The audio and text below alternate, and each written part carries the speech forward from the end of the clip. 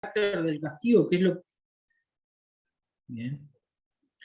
Del carácter del castigo, que es lo que veíamos recién, la naturaleza del mismo, en condena, en eternidad, en soledad, porque es sin Dios, excluido de la presencia del Señor. También distingue a Cristo en el verso 10, eh, recibiendo en gloria, recibiendo la gloria de sus santos. ¿Sí? Y esto es muy interesante porque nuevamente este ida y vuelta. ¿Sí? Los santos del Señor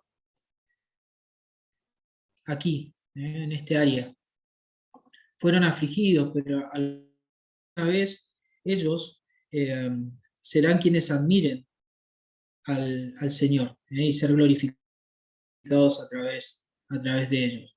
Así que hay un justo juicio y tiene que ver con estas cuestiones, con que los hermanos serán dignos del reino, con que habrá un castigo para los impíos que es de carácter eterno y de sufrimiento, alivio a los afligidos, y este alivio vendrá cuando Cristo se manifieste en gloria y venga por ellos. Sí. Me llamó la atención una preposición en el verso 10. Sí. Para ser glorificado en sus santos, sí. Y ser admirado en todos. Sí. La preposición no es por, sino en. Algo muy profundo, ¿no? Sí, que tiene que ver con la naturaleza de lo que estaba tratando de Pablo explicar en esa instancia de los hermanos. Recordá que para que seas tenidos por dignos del reino de Dios, por el cual asimismo padecéis. Padecen por el reino, pero a través de esos padecimientos son tenidos por dignos. Y en esa instancia, en todo eso, será glorificado en su santo, o sea, porque han pasado la prueba, han permanecido en la fe. Esto de que es un término, la persistencia de los santos, ¿no? En la fe. Bien, avanzamos porque no quiero detenerme en el 1, esto es lo que habíamos visto. Y finalmente Pablo va a orar. En todos los capítulos Pablo va a terminar con alguna expresión de oración o algún deseo de ánimo a través de lo que esto implica. Pablo va a orar por el presente, cuando desde el verso 11 va a decir, por lo cual asimismo oramos, siempre por vosotros. Nuevamente el plural, Pablo, Silvano y Timoteo, que está trabajando con ellos. Pablo va a orar por el presente, para que nuestro Dios os tenga por dignos de su llamamiento. Nuevamente, ¿se acuerdan? Habíamos leído, dignos del reino de Dios, dignos de su llamamiento. Por eso esto lo que la preposición en tiene que ver con esto, ¿sí? Con que pese a los padecimientos, ellos persistieron, crecieron en amor, crecieron en la fe y en la paciencia sobre todo, para que nuestro Dios os tenga por dignos de su llamamiento y cumpla todo propósito de bondad y toda obra de fe con su poder. Nuevamente, mencionando estas características, Dios os tenga dignos de sus llamados, ¿sí? Pese a la persecución, los hermanos persistan. Pidió que estuvieran ellos a la altura del llamado que Dios les ha dado. El llamado fue de Dios, no fue de Pablo hacia ellos. Lo otro es que Dios cumpla todo propósito de bondad y tiene que ver con un llamado a la excelencia moral pese a la instancia. Y finalmente Dios cumpla toda obra de fe con su poder. Y acá tiene que ver con el Espíritu Santo que se empodera de la iglesia y hace la obra a través de ella. Pero no solamente ora por lo que es presente, que tiene que ver con los padecimientos, cumplan el propósito, no pierdan este sentido de dignidad, de la vocación y del llamado que tienen, pese a la instancia, sino también Pablo va a orar por lo que viene. Y va a decir, para que el nombre de nuestro Señor Jesucristo sea glorificado nuevamente en vosotros, lo que decía recién Carlos, y vosotros en Él, para que la gracia de nuestro Dios por la gracia de nuestro Dios y del Señor Jesucristo. Él en vosotros. Cristo recibe la gloria de los creyentes por la fidelidad de ellos, y vosotros en Él. Es decir, los creyentes reciben la gloria de Cristo por haber sido fieles. ¿Se entiende? En algún momento Cristo recibe recibe gloria por la fidelidad de los hermanos. Finalmente, ellos reciben gloria por haber sido fieles. Y esto es todo por gracia, es sin precedentes, todo obra del Señor Jesucristo. Avanzamos al capítulo 2. La conducta entonces ante las situaciones difíciles, ante el día del Señor. Bueno, Pablo va a comenzar en el capítulo 2, versos 1 y 2, dice: pero con respecto a la venida de nuestro Señor Jesucristo y nuestra reunión con Él, os rogamos, hermanos, que no os dejéis mover fácilmente de vuestro modo de pensar. Ni os conturbéis ni por espíritu, ni por palabra, ni por carta, como si fuera nuestra, en el sentido de que el día del Señor está cerca. No se dejen mover, dice Pablo. ¿Sí? No se dejen mover. Esto significa no sean rápidamente sacudidos, por la postura de aquellos que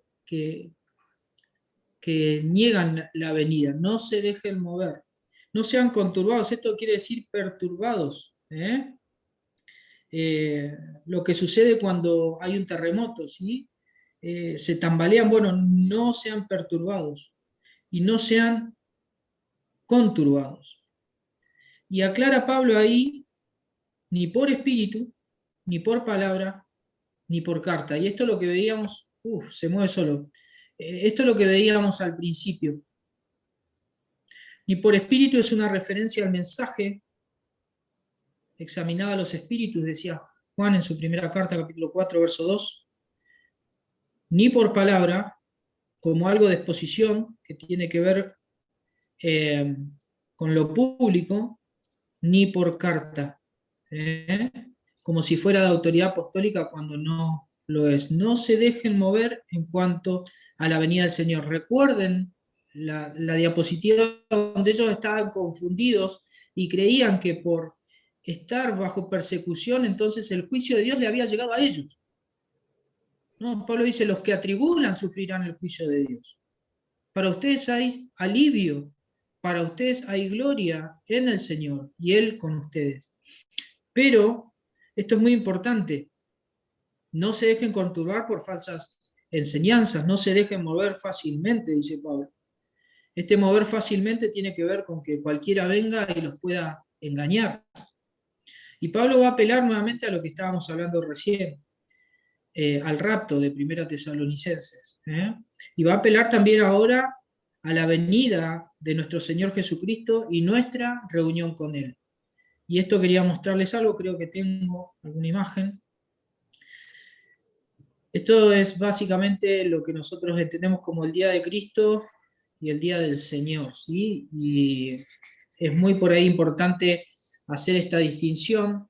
Esto es dispensacionalismo básico, digamos, no hay mucha vuelta que darlo, lo van a aprender en escatología, si es que ya quizás la han tenido.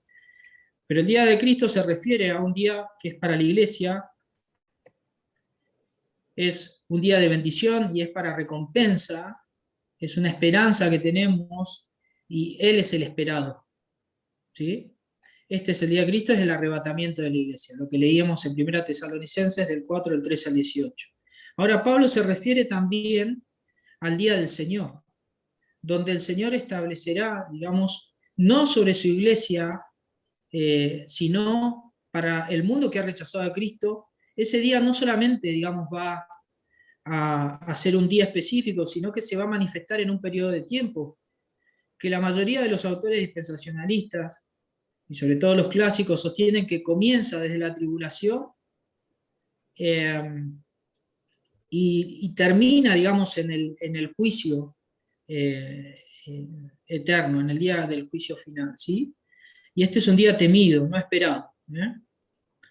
En fin, esa distinción simplemente es algo que tiene que ver con ponernos en eje, en tono. Hay muchas cuestiones con respecto a la palabra día, pero el día de Cristo tiene que ver con, como le decía recién, con el arrebatamiento de la iglesia, y el día del Señor. Esa distinción la hacen los dispensacionalistas, y como nosotros sostenemos ese punto de vista, simplemente traje los conceptos que normalmente se sostienen desde esta cosmovisión que tenemos nosotros como creyentes. Bien, También vamos a encontrar en el capítulo 2 algunos símbolos que tienen que ver con palabras específicas eh, y que tienen que ser entendidos para que eso no traiga confusión. Uno de ellos es la influencia restrictiva, que tiene que ver con el ministerio de la iniquidad, del inicuo. Va a haber algo que lo detenga. Mil perdones, hermano, que se mueve solo. Va a haber algo que detenga a esas fuerzas. Ahora lo vamos a desarrollar. También el misterio de la anarquía o el misterio de la iniquidad, esto del hombre, el inicuo, el aliento de su boca es una referencia a Cristo, al poder de su palabra, que tiene poder de destrucción en cuanto a ese inicuo, al hijo de perdición. La aparición de su venida, que tiene que ver con el juicio en relación a este misterio y a este hombre, y finalmente figura como hombre, pero es un simbolismo. Puede ser un sistema, el misterio de la iniquidad. Así que no necesariamente este hombre y este hijo de destrucción sea alguien, puede ser algo, aunque hay algunos que dicen que hasta puede ser judíos y se toman de algunos pasajes, pero no se sabe a ciencia cierta. Y finalmente lo que tiene que ver con la profecía, porque tiene que ver con un estado futuro. Por eso hay mucho simbolismo en estos pasajes donde uno, si empieza a mirar la realidad y empieza a querer darle sazón, matiz a la profecía como si fueran los tiempos, se puede equivocar y grandemente. ¿Por qué hay mucha gente que no se vacuna con respecto al COVID en este tiempo? ¿Saben por qué, hermanos? Porque hay mucha gente que ha comprendido mal la escatología y ha utilizado la escatología para creer que la vacuna que están colocando ahora contra el COVID es una forma de manifestación del número de la bestia. Y hay mucha gente que está tras esos conceptos. Y no solamente creyentes, sino incrédulos, que se basan en la Biblia como si fueran un registro de Nostradamus en cuanto al futuro. Eso es porque a los simbolismos le aplican las sazones de los tiempos. Y el Señor allí en Hechos le dijo, no os toca a vosotros saber las sazones. Ustedes sean testigos en Jerusalén, en Judea, en Samaria y hasta lo último de la tierra. Pero con respecto al futuro voy a regresar. Y después el ángel le dice, ¿qué hacen mirando al cielo? Si el Señor le dijo que va a regresar, va a regresar. Pero muchas veces los creyentes utilizan los simbolismos para generar convenciones que no tienen nada que ver con el plan de Dios. Pero hay que tener mucho cuidado, ¿sí? Son símbolos que nos hablan acerca de algo que va a pasar, que Pablo recibió por revelación y que se lo está dando a los hermanos para que ellos estén seguros y confiados de que el día del Señor no era para ellos. El día de la ira no era lo que estaban viviendo, simplemente persecución. Ahora, sí sabemos algunas cuestiones que tienen que ver con el orden de los eventos. Pero ellos no debían dejarse engañar ni por espíritu, ni por palabra, ni por carta. Para esto Pablo va a empezar a mostrar algunas cuestiones o algunos sucesos. Nosotros tenemos un orden más o menos, que es el día del Señor como el día de juicio, pero connota muy cerca, no esperan eso los creyentes, para ellos está el arrebatamiento. Y en ese periodo donde la iglesia esté en un estado glorificado, recibiendo las coronas que le corresponden, habrá un periodo de destrucción de ira conocido como la semana del profeta Daniel. Cristo después de eso establecerá su reino en la tierra y finalmente el juicio final y el estado que nos espera y que tanto estamos deseando, el estado eterno, pero queda tiempo. Mínimamente, desde que seamos arrebatados, si consideramos que lo que sostienen los premilenialistas y pretribulacionistas es cierto, entonces desde ese momento quedarían 1007 años, un montón de años, ¿sí? Para el cumplimiento del estado eterno. Ahora, ¿cuáles son algunos órdenes de los eventos que Pablo va a mencionar? En el 3 y el 4 Pablo va a hablar acerca de que ellos no se dejen engañar porque viene la apostasía. Dice, el cual se levanta contra todo lo que se llama Dios o es objeto de culto, tanto que se sienta en el templo de Dios como Dios, haciéndose pasar por Dios. Pero en el 3, perdón, dice, nadie os engañe de ninguna manera porque no vendrá sin que antes venga la apostasía. ¿Quién no vendrá? Bueno, este hombre, el cual se va a oponer a Dios. Ahora, la apostasía puede ser una referencia a los últimos tiempos donde la iglesia se comienza a enfriar, que es signo también de los últimos tiempos, pero parece ser más bien una cuestión política religiosa, donde el rechazo hacia Cristo va a ser mundial. ¿Sí? Parece ser que es una instancia donde el mundo no va a desear a Dios y se va a oponer directamente a cualquier idea. De hecho, se va a levantar uno que va a estar en contra de todo lo que se llama Dios o es objeto de culto. Tanto que se va a sentar en el templo de Dios como si fuera Dios, haciéndose pasar por Dios. Esos son los tiempos de la apostasía. Y ese es el hombre, que es el hombre de la iniquidad. ¿No os acordáis? Le dice Pablo en el 2:5, que cuando yo estaba todavía con vosotros, os decía esto. Pablo les hace acordar. Y él va a hablar acerca de este hombre de perdición desde el verso 4. Pero quisiera mencionarles, acá dice el hombre de perdición. ¿Cómo es él? Es único en su clase. Se opone a cada Dios y su influencia eh, eh, manifestada antes de que él sea. O sea, la influencia de él ya es existente. Va a aparecer como en inicio a través de la influencia que es la apostasía, pero siempre hubo hombres o pequeños anticristos que precedieron en los tiempos. Juan lo menciona, no hubo un solo anticristo en los tiempos. Ha habido hombres que intentaron ser una emulación del mismo. Y es que es una forma de manifestación de este hombre de perdición. ¿Qué hará él? Bueno, lo que dice el pasaje, desde el verso 6 dice, y vosotros sabéis lo que detiene, a fin de sabéis lo que lo detiene, a fin de que a su debido tiempo se manifieste. A su debido tiempo se manifieste. Matías, Sí.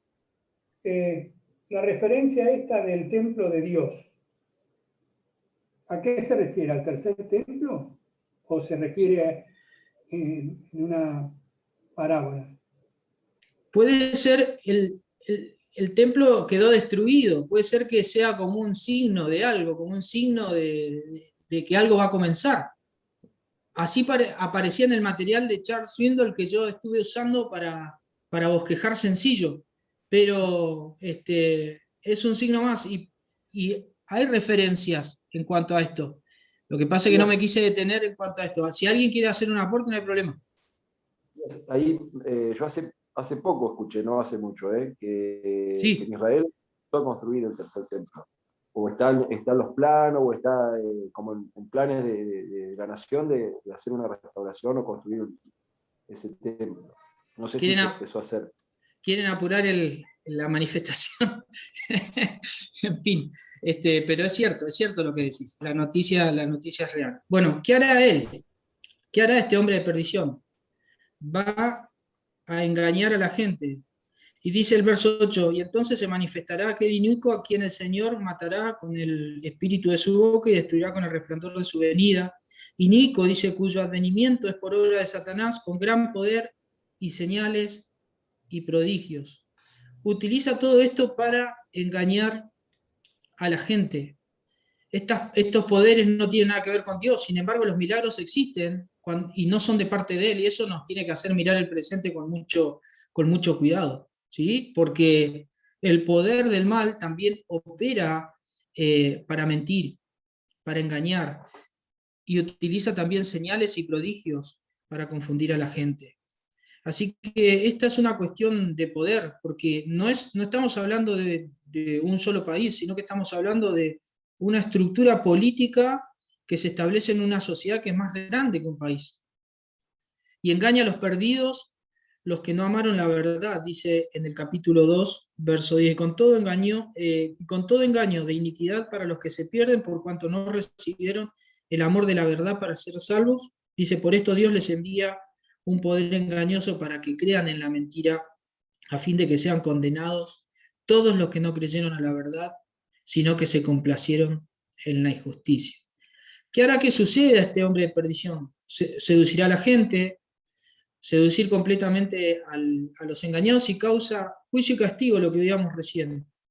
Los que fueron engañados, finalmente, si Cristo lleva a su iglesia y están en un periodo de manifestación de este hombre, ellos recibirán un poder engañoso. Este poder engañoso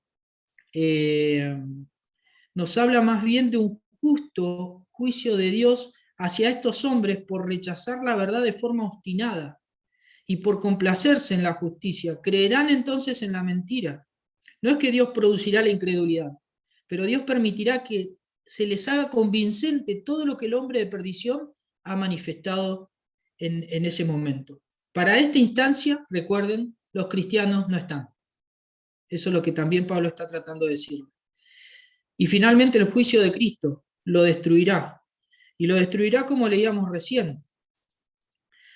Como decía el 8. Y entonces se manifestará aquel inicuo a quien el Señor matará con el espíritu de su boca y destruirá con el resplandor de su venida. Esto es muy, pero muy, muy importante. Porque no es que esto sucederá sin que venga juicio sobre este hombre que sedujo a las naciones o este símbolo de poder, ¿no? Que sedujo a las naciones en contra de Dios, sino que todo esto o este hombre será destruido con el espíritu de la boca del Señor. Esto podemos buscar referencias en Apocalipsis 19:15, con el resplandor o la epifanía de su venida. Es decir, Cristo mismo cuando se manifieste lo destruirá. Ahora son fenómenos que no han sucedido, que se esperan que suceda, pero la iglesia, digamos, no es de testimonio directo para la iglesia. No es la iglesia quien sufre esto, sino que son aquellos que nunca han creído a la verdad, siempre han creído a la mentira y además de esa forma se complacieron en la injusticia, como dice el capítulo 2, verso 12. Ahora, ¿quién es el hombre de iniquidad? Bueno, hubo muchas posiciones sobre esto, ¿sí? Hay una de las posiciones que yo se las quisiera leer porque me tomé el tiempo de buscarlo, que lo ha representado con el Imperio Romano. ¿Por qué? Porque el Imperio Romano, como el hombre desafuero, el inicuo, el hombre que se opone, digamos, a lo justo, a lo de Dios, puede figurar como el Imperio Romano. Bueno, ¿por qué pensaban algunos esto? Porque el imperio exigía que el emperador fuera adorado como un dios y promovía el mal. Y se pensaba que el poder restrictivo de los creyentes en aquella época podía frenar en algo la cuestión, pero nunca lo pudo. Entonces algunos dicen, es un ejemplo como medio acotado. El preterismo lo utiliza mucho, es decir, los que consideran que el Apocalipsis y algunas referencias con respecto a esto, a la profecía, ya se han cumplido en los primeros años de la iglesia. Satanás, dicen algunos. Bueno, algunos sienten que Satanás es el hombre de la anarquía y que el Espíritu Santo finalmente es la influencia restrictiva. Sin embargo, en el capítulo 2, verso 9, declara que Satanás se está dirigiendo a esta persona o esta forma de imperio. En definitiva, siempre Satanás está detrás del mal, pero ¿será él mismo? ¿Está utilizando a alguien? Algunos han propuesto al catolicismo apostólico, es decir, al papado, que parece que encaja bien con la imagen de la apostasía y la manifestación de la iniquidad. Pero esto se desmorona también simplemente porque en 2 Tesalonicenses declara que el hombre, el desafuero, y el sistema es el que está en contra del cristianismo, no simplemente un sistema religioso propiamente dicho con nombre y apellido, sino que es el sistema del mundo el que está contra los cristianos. La Biblia no dice ni siquiera que el hombre de iniquidad, ¿sí?, sea un hombre real, simplemente le da ese término. pero puede ser un principio de maldad y rebelión que esté operando en el mundo. Son posibles interpretaciones, ¿sí? Simplemente son una acotación al tema. Pablo nuevamente en el capítulo 2 va a orar por ellos y va a orar como mencionándoles y recordándoles y agradeciéndoles que ellos son escogidos de Dios desde el principio, pero también como salvos para salvación. Y esto lo dice en el 3, dice, pero nosotros nuevamente, Pablo, Silas y Timoteo, debemos dar siempre gracias a Dios respecto a vosotros, hermanos amados, por el Señor, les dice, amados por el Señor. Esta es una identidad con Cristo. Dice, de que Dios os haya escogido desde el principio para salvación, como escogidos. ¿Ustedes se acuerdan en la clase anterior? Yo no toqué mucho el tema del punto soteriológico de esta palabra, pero sí hablábamos de que esto que está en la mente de Dios, el haber escogido a los creyentes, también tiene una manifestación en la realidad, porque cuando Él lo hizo desde el principio, es decir, desde sus tiempos, desde la eternidad pasada, lo hizo para salvación, y lo hizo ¿mediante qué? La santificación por el Espíritu y la fe en la verdad, a lo cual los llamó mediante nuestro Evangelio. Es decir, ellos fueron salvos por el llamado que Dios hizo a través del Evangelio. Y esa recepción del Evangelio es lo que figura positivamente y manifiesta de que ellos son realmente escogidos de Dios. Y no solamente esto, no solamente que han creído, sino que realmente muestran de que son hijos de Dios persistiendo aún en las pruebas como tales, sin abandonar la fe. Y después Pablo dice como salvos, para salvación. Aquí Pablo está hablando de un estado alcanzado, donde ya la elección, que es el instrumento, se hace visible en la vida de los creyentes. Y menciona, mediante la santificación, esta es la santificación posicional, por el Espíritu Santo, es decir, el de Dios, no el espíritu del anticristo, por la fe en la verdad, es decir, no la rechazaron como los que van a sufrir eterna perdición a causa de haberse complacido en la injusticia y haber negado y rechazado a Jesucristo. Por el llamado del Evangelio, este es el llamado hacia la fe, y finalmente para alcanzar la gloria de nuestro Señor Jesucristo. Si te das cuenta, hermano, aquí Pablo hace un detalle, menciona al Padre, al Hijo, al Espíritu Santo, habla de lo teológico. Luego habla de la salvación y la elección, es decir, un punto soteriológico está tocando. Luego habla de la iglesia porque los menciona a ellos como los hermanos, como aquellos salvos. Y acá está hablando de la eclesiología. Habla acerca de la santificación posicional como la santificación que los hace madurar, y esto es el crecimiento espiritual. Está hablando de un punto de la vida cristiana y finalmente de la gloria futura para alcanzar la gloria de nuestro Señor Jesucristo. Y habla de escatología. Fíjate si Pablo en 2 o 3 textos no te llena de conocimiento espiritual en cuanto a este tema. Avanza Pablo y los anima y le dice desde el verso 15: así que, hermanos, estad firmes. Estad firmes.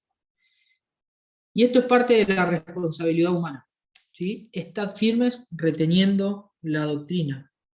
Y la doctrina no se retiene simplemente por obedecer hombres, sino que se retiene por obedecer la palabra, la verdad de la palabra. Y palabra que estaba siendo expresada de forma personal y por escrito a través de los hombres inspirados, en este caso el apóstol Pablo. Así que hay una responsabilidad humana de parte de Pablo en la oración que hace por ellos. Pero también hay lo que es la voluntad divina. Dios los mantendrá firmes, porque en el verso 16 dice, y el mismo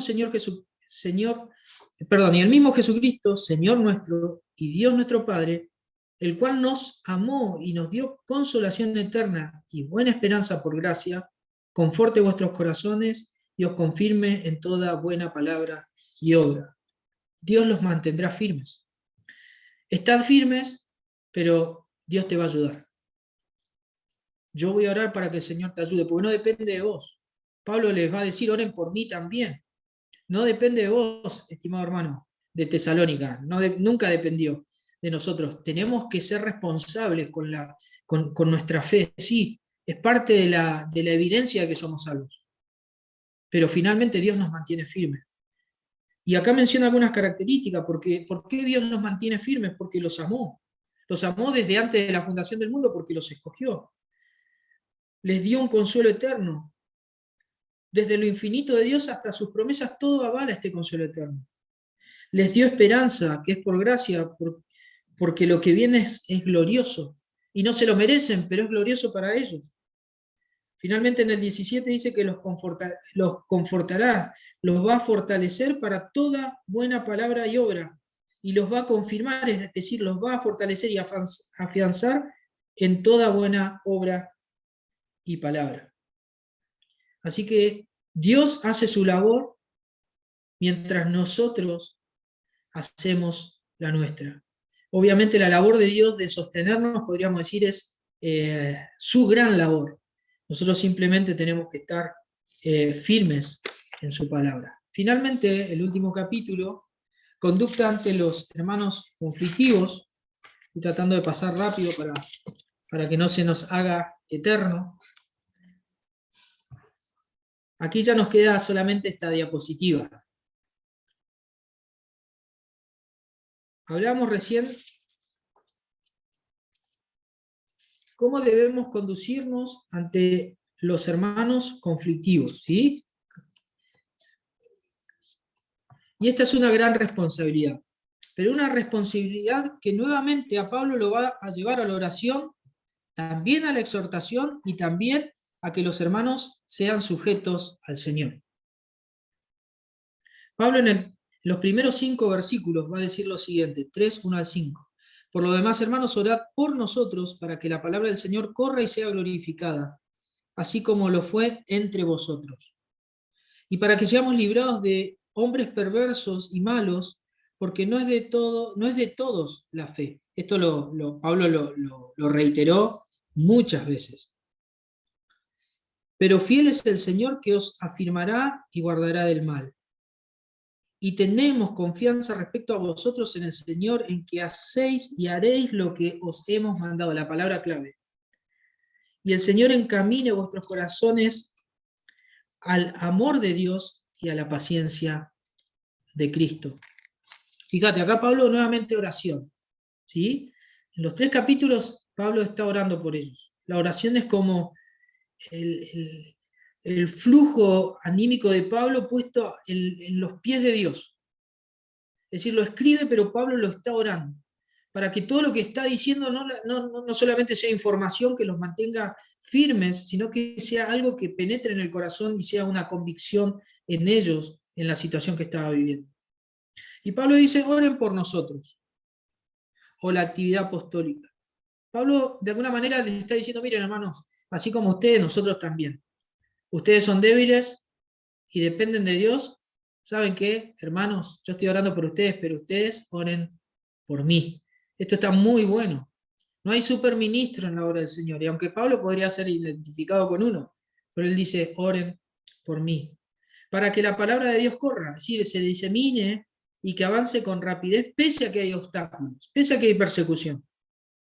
Para que la palabra de Dios sea glorificada, es decir, para que la palabra triunfe, porque cuando las personas acepten y crean en la verdad, y finalmente que la palabra no sea impedida, que sea preservada, como dice en el 2, y para que seamos librados de hombres perversos y malos, porque no es de todos la fe, ¿sí? Oren por nosotros. Luego va a decir, oren con certeza, oren con convicción. El Señor es fiel y su fidelidad está por encima de nuestra poca fe ante las dificultades. Eso es cierto. Fiel es el Señor que os afirmará y guardará del mal. El Señor es quien afirma. Lo dijo anteriormente. Conforte vuestros corazones y os confirme. Es la idea, es afirmar. Así que el Señor es quien guía a la iglesia en este sentido. Pero ellos tienen que orar con certeza de que el Señor está haciendo eso en medio de aquella situación. No es simplemente orar, sino que realmente es una oración que lleva de por sí una convicción interior de que eso es lo que Dios está haciendo. Y finalmente una oración de confianza, porque en los últimos 2 versículos dice, tenemos confianza respecto a vosotros en el Señor. Pablo ya no estaba con ellos, pero confía que el resultado de su labor con ellos estaba en manos del Señor, y él tenía esa confianza, en que hacéis y haréis lo que hemos mandado, y el Señor encamina vuestros corazones al amor y a la paciencia de Cristo. Serán obedientes, es decir, serán obedientes a la palabra dada por el apóstol, pero palabra de Dios, serán encaminados en el amor de Dios, y finalmente serán encaminados a la paciencia o a la firmeza de Cristo. Esta paciencia tiene que ver con respecto a los adversarios. Así como Cristo no fluctuó con respecto a los adversarios, Él logró su cometido. Así los hermanos deben ser pacientes con respecto a la adversidad, a los adversarios, pero también deben ser pacientes hasta que Cristo regrese. Paciencia con respecto a la venida de Cristo. Es decir, es un regreso inminente, pero mientras tanto esperamos con paciencia. O corremos la carrera con paciencia, diría el autor de Hebreos allí en el capítulo 12. Desde el 6 al 15 lo leemos. Así lo dice: pero os ordenamos, hermanos, en el nombre de nuestro Señor Jesucristo, acá los que os apartéis de todo hermano, que ande desordenadamente y no según la enseñanza que recibiste de nosotros, porque vosotros mismos sabéis de qué manera debéis imitarnos. Pues nosotros no anduvimos desordenadamente entre vosotros, ni comimos de balde el pan de nadie, sino que trabajamos con afán y fatiga día y noche, para no ser gravosos a ninguno de vosotros. No porque no tuviésemos derecho, sino por daros nosotros mismos un ejemplo para que nos imitaseis. Porque también cuando estábamos con vosotros os ordenábamos esto: si alguno no quiere trabajar, tampoco coma. Porque oímos que algunos de vosotros andan desordenadamente, no trabajando en nada, sino entrometiéndose en lo ajeno. A los tales mandamos y exhortamos por nuestro Señor Jesucristo que trabajando sosegadamente coman su propio pan. Y vosotros, hermanos, no os canséis de hacer bien. Si alguno no obedece a lo que decimos por medio de esta carta, a ese señaladlo y no os juntéis con él para que se avergüence. Mas no los tengáis por enemigos, sino a molestarle como a un hermano. Aquí pasa Pablo de la oración a la exhortación.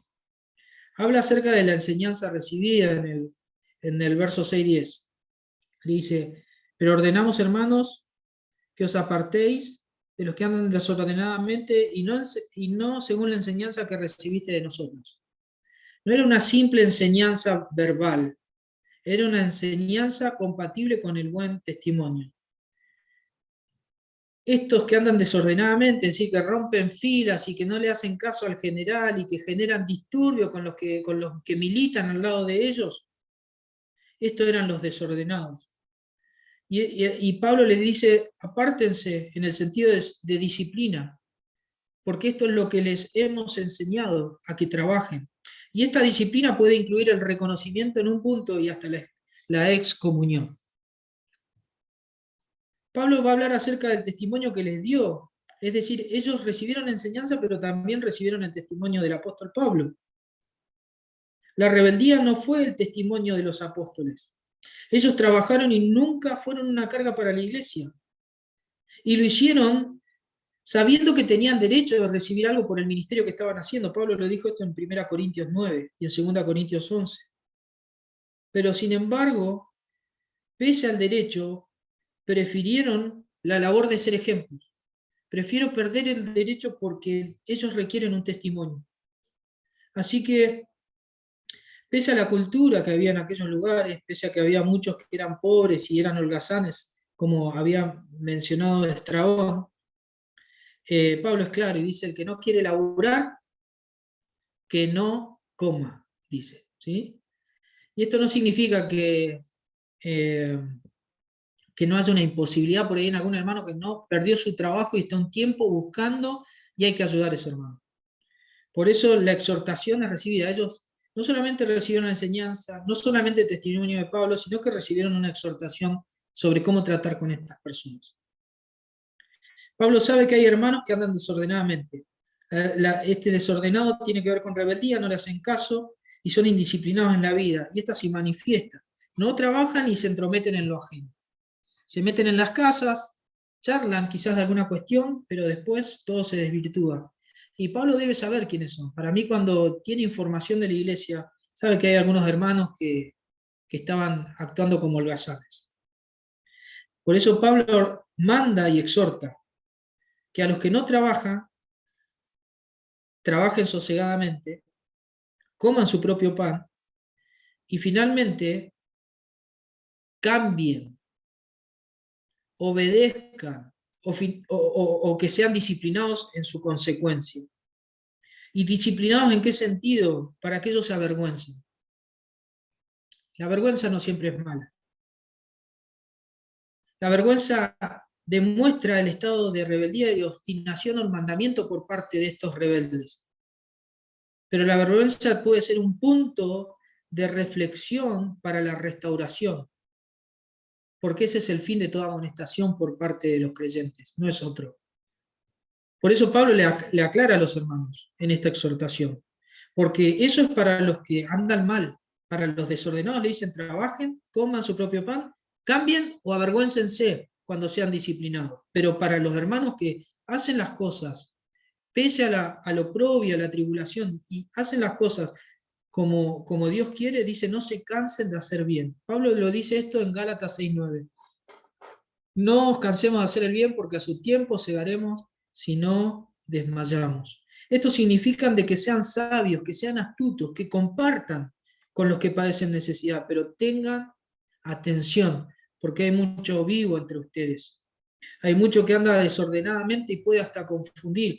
Hasta Pablo sostiene parece sostenerse en lo implícito que Pablo cree que algunos de estos holgazanes eran los que hablaban acerca de esta falsa carta que Pablo supuestamente había escrito y que no era autoridad de él. Sin embargo, se circulaba como lo leímos en el capítulo 2. Ahora, a este que tiene que recibir la disciplina, Pablo le dice a los hermanos que están firmes en la fe, le dice, trátenlo como hermano, no como enemigo, porque el fin es el bien, es su cambio. Pero no permitan que esto se vuelva un obstáculo en esto que la iglesia requiere, que es avanzar. Finalmente, Pablo los exhorta a la sujeción. Es responsabilidad de todos la oración, la exhortación, es decir, estar bajo la misma. No es que yo exhorto a otros, sino que estoy bajo exhortación continua, pero también estoy bajo sujeción. Pablo va a decir en los últimos 3 versículos, y el mismo Señor de paz os dé siempre paz en toda manera, que el Señor sea con todos vosotros. Y después dice las salutaciones de mi propia mano, de Pablo, que es el signo en toda carta mía, así escribo. Se ve que Pablo les envía una leve muestra de sus letras, ¿no? De cómo él escribía con su propia mano. Quisiera haber visto el formato de la escritura de Pablo. Me llama poderosamente la atención, en el buen sentido lo digo. Y finalmente dice, la gracia de nuestro Señor Jesucristo sea con todos vosotros. Amén. Pablo va a decir 4 cosas con respecto al Señor Jesucristo y ya se las voy a mencionar. Lo primero que va a decir es que necesitamos la paz del Señor. ¿Sí? Dice, y el mismo Señor de paz. Sujétense al Señor de paz. ¿Cómo de paz si estoy viviendo mal? ¿Cómo de paz si estoy en tribulación? Porque es la paz que tiene que ver con un estado logrado por Cristo en relación a Dios, más allá de lo que te toque vivir. Lo segundo, necesitamos la fuerza del Señor. ¿Por qué? Porque Pablo dice, el Señor sea con todos. Cuando es sea, es el poder de Dios. El poder del Señor. Es su fortaleza manifiesta en la vida de las personas. Necesitamos la verdad del Señor, porque Pablo dice que él escribe con el fin de que ellos entiendan de que esa carta sí tenía autoridad como escritura. Y finalmente necesitamos la gracia del Señor para ser sostenido, porque lo que empezó por gracia continúa y termina siendo por gracia. Así que, hermanos, si tienen alguna consulta, alguna pregunta, todo lo que hemos visto, Pablo terminará diciendo, ese es mi saludo, con mi mano, mi puño, mi letra. Esto hago en todas mis cartas para probar que son mías, dice la NTV.